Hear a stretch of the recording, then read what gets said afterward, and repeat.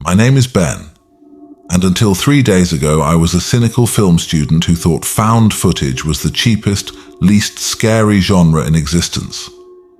I mocked the shaky cameras, the predictable jump scares, the characters who always make the worst possible decisions.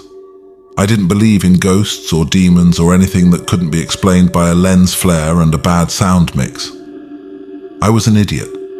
It started with a box. My grandfather, a reclusive, paranoid man who lived in a crumbling house at the edge of a redwood forest in Northern California, had passed away. My mom, his only daughter, wanted nothing to do with the place or its contents.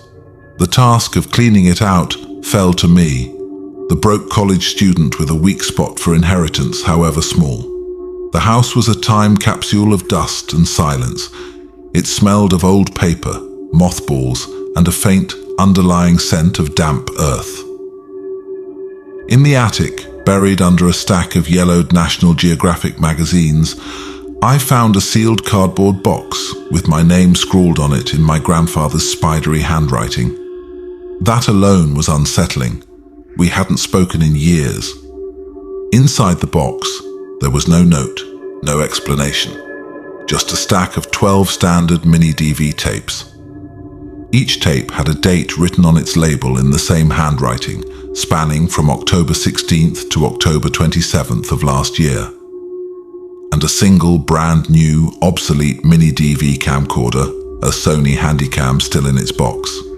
My filmmaker's curiosity was piqued. Why would he leave these for me? That night, back in my cramped apartment, I hooked the camcorder up to my desktop monitor. I slid in the tape labeled OCT16. The footage was grainy, the color palette washed out. The camera panned shakily across my grandfather's living room. His voice, frail and raspy, filled my speakers. Day one, or I suppose night one. He cleared his throat. The camera settled on a tripod, pointing towards the large bay window that looked out into the impenetrable darkness of the forest. The sounds have returned. Louder this time. Closer. I've set up microphones. I need to document this for someone to find later. My skin prickled. This was my stern, no-nonsense grandfather, a retired engineer. He wasn't prone to fantasy. The footage was mostly static, long, boring takes of the dark window. I fast-forwarded, my cursor skipping through the timeline. Then I saw it. At the 01:23:17 mark, a flicker of movement in the trees, just at the edge of the camera's infrared range.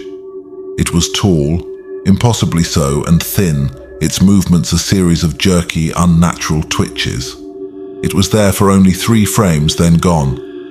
My heart hammered against my ribs. It could have been a trick of the light, a deer. But it didn't move like a deer. It moved like a broken marionette. I ejected the tape and inserted OCT17. This one was shorter. My grandfather was haggard, his eyes sunken. He was whispering, "It knows I'm recording." Last night, after I stopped filming, I heard scratching at the window, not like an animal, like fingernails, long, slow drags against the glass.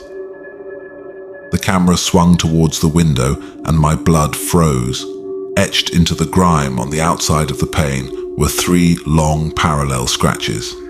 I spent the next 6 hours consuming the tapes. My disbelief didn't just shatter, it was vaporized. The entity in the woods became more brazen with each passing night. On OCT19, the external microphones picked up a sound that made the hairs on my arm stand up. A low, guttural, rhythmic clicking, like 2 stones being tapped together deep within a cavern. It was a language, I was sure of it, but one of pure malice.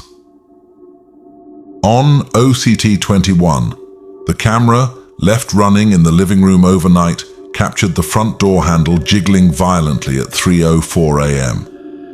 Then, a whisper filtered through the wooden door, so distorted it was almost subsonic, but I could just make out the words, "Let me in, I'm so cold." The climax came on OCT-26. The footage was chaotic. My grandfather was sobbing, the camera clutched in his hand as he ran through the dark house, barricading doors. "It's learned to mimic her," he screamed at the lens, his face a mask of pure terror. "It's using my Eleanor's voice." Eleanor was my grandmother, who had died 20 years ago. The final tape, OCT-27, was only 2 minutes long. The camera was on the tripod again, aimed at the bay window. The room was dark. My grandfather sat in his armchair facing the window, his back to the camera. He was perfectly still. For a full minute, nothing happened. Then a pale, long-fingered hand slowly slid into view from the side of the frame and rested on his shoulder. He didn't flinch. He didn't move. The footage ended. I sat in the glow of my monitor, drenched in a cold sweat. The rational part of my brain was screaming that this was an elaborate hoax, but every instinct told me it was horrifyingly real. My grandfather hadn't died of a heart failure as the coroner had ruled. He had died of terror. That should have been the end of it. A terrifying secret to be locked away. But my ambition, my stupid film student ambition, saw something else. The project of a lifetime. The ultimate found footage. If I could get my own footage, combine it with his, it would be undeniable. It would change everything. I called my friend Leo. Leo was a sound designer, a brilliant tech head who lived for the weird and unexplained. I showed him the tapes. His skepticism was even thicker than mine had been, but the evidence on those tapes wore him down. "This is insane, Ben. This is next-level CG. It has to be." "It's not, Leo. I scanned the frames. There's no digital manipulation. This is raw footage." "Then what are you saying? We go up there.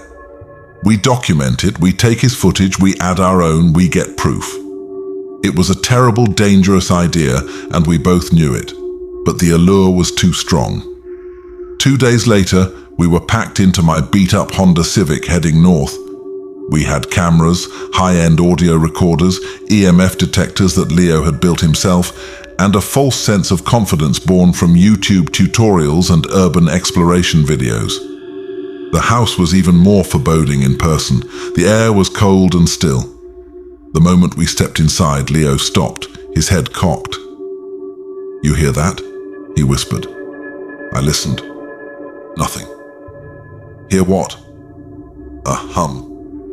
Faint, like power lines. I heard nothing but the thudding of my own heart. We set up base in the living room, the epicenter of my grandfather's recordings. We mounted 2 cameras on tripods, one facing the infamous bay window, one facing the hallway leading to the bedrooms. Leo set up his parabolic microphone, pointing it into the woods. The first day was uneventful. We explored the house, the silence feeling more and more like a held breath.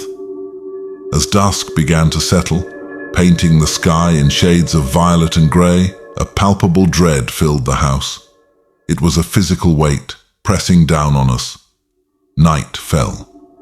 The forest outside the bay window became a wall of absolute blackness.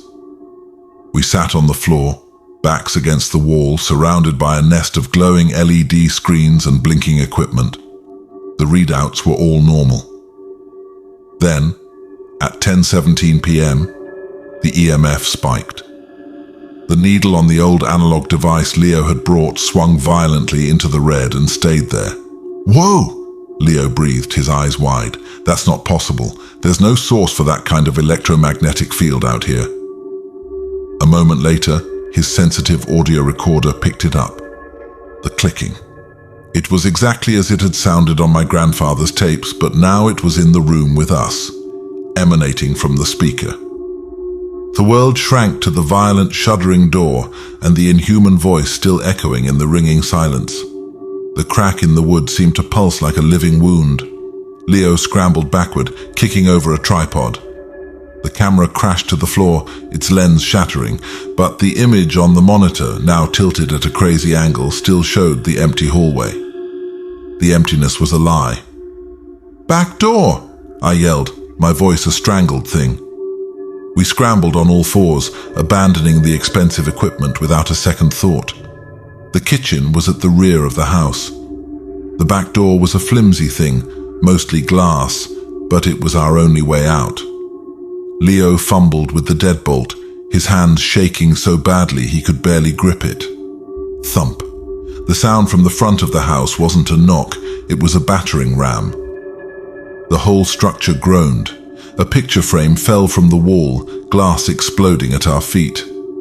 "The car keys," Leo gasped, finally wrenching the deadbolt open. I patted my pockets, a fresh wave of ice water flooding my veins. They were in my jacket. My jacket was in the living room. Another thump. This one was followed by the sound of splintering wood. The front door was giving way. "We have to go now," Leo screamed, yanking the back door open. The darkness outside was absolute, a suffocating blanket. The forest, which had seemed merely ominous during the day, was now a tangled maw of shadows, but it was a lesser evil than what was inside. We plunged into the night, the cold air hitting us like a physical blow. We didn't head for the dirt driveway. We ran straight into the trees, our only thought to put distance between us and the house. Branches clawed at our faces and clothes. Our feet sank into the damp, rotten leaf litter. Behind us, from the house, we heard the final, definitive crash of the front door being demolished. There was no pursuit. Not yet. The silence that followed was somehow worse. We ran until our lungs burned and our legs gave out, collapsing behind the massive, gnarled trunk of a fallen redwood. We sat there, chests heaving, listening. The forest was preternaturally quiet. No crickets, no owls, no rustle of nocturnal creatures. It was as if every living thing had fled or was holding its breath.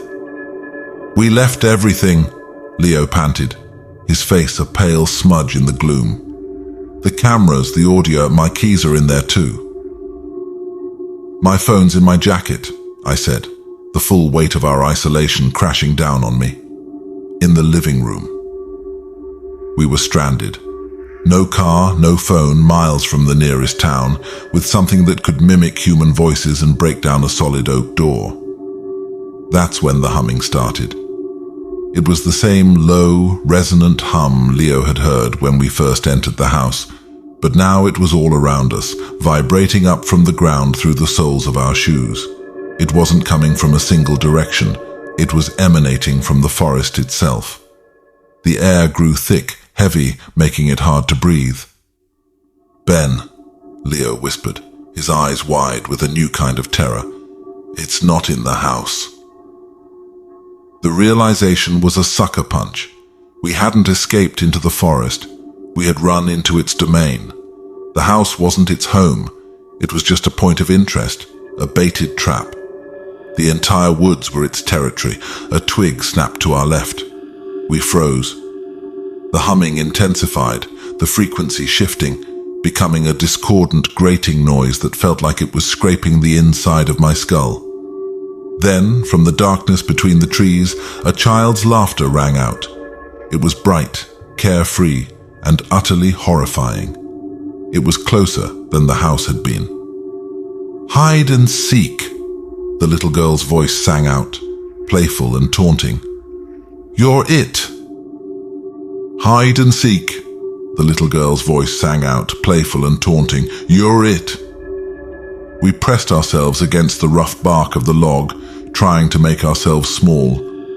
My heart was beating so hard, I was sure it was giving away our position.